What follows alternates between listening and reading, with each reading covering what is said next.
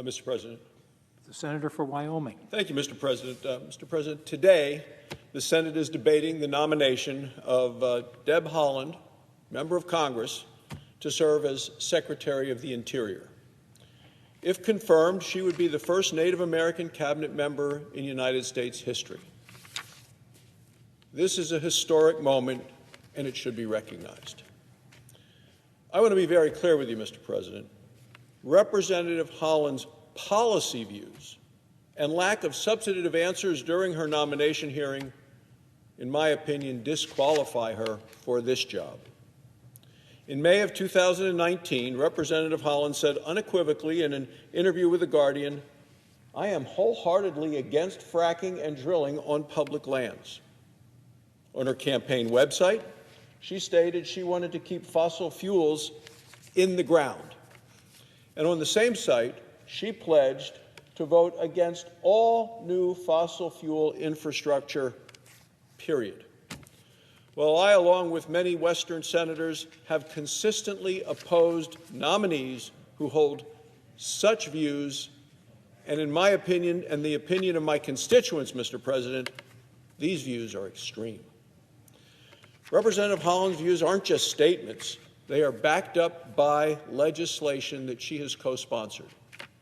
As a member of Congress, she was a day one co-sponsor of the Green New Deal. Now, we're talking about destructive legislation that would not just overhaul American energy, but would impact almost every sector of society and cause great harm to America's economy. That bill was so extreme that when it was brought here to the Senate floor, it received no support, none. She also co-sponsored legislation to provide permanent federal protections for the grizzly bear. I believe that legislation is also extreme, and I'll tell you why, Mr. President. The legislation that she proposed as a member of the House completely disregards the scientific conclusions of the Bush administration, the Obama administration, and the Trump administration. I mean, how many things, Mr. President, can we name that all three of those presidents agreed upon? But the three of them did. They all concluded, the Obama administration, the Bush administration, and the Trump administration concluded that it was time to take the grizzly bear off the endangered species list. Both Democratic and Republican Interior Departments determined that the grizzly bear was fully recovered. But Representative Haaland has chosen instead to ignore the science and the scientists of the very department that she is now nominated to lead. Representative Haaland's policy views are squarely at odds with the mission of the Department of Interior. That mission includes taking species off of an endangered species list when they are recovered and the grizzly bear is fully recovered. That department also manages our nation's oil, gas, and coal resources and does it in a responsible manner, not eliminating access to them completely. Just as troubling are her policy views were her answers to questions during the confirmation process. She struggled or refused to answer the basic questions any nominee for the Department of Interior would be expected to know and answer.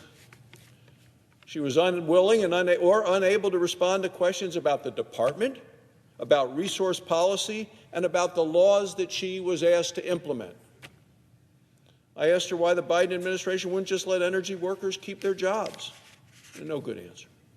American jobs are being sacrificed in the name of the Biden agenda, and Representative Haaland wouldn't defend it or couldn't defend it. Senator Risch had to ask her multiple times if she supported shutting down the Keystone Pipeline before she admitted that she did. He then asked her multiple times why she thought that was a good idea, and she never really gave an answer.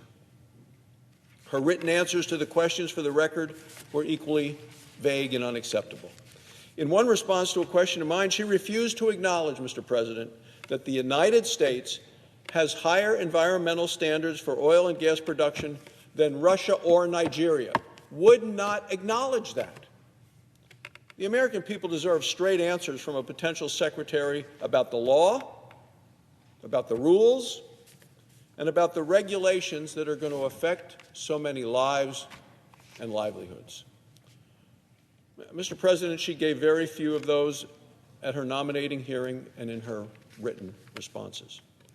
Representative Haaland's extreme views, co-sponsorship of catastrophic legislation, and a lack of responsiveness disqualify her from this important position as Secretary of Interior. If she's allowed to implement her Green New Deal-inspired policies at the Department of Interior, the results for America's energy, supply, and economy will be catastrophic.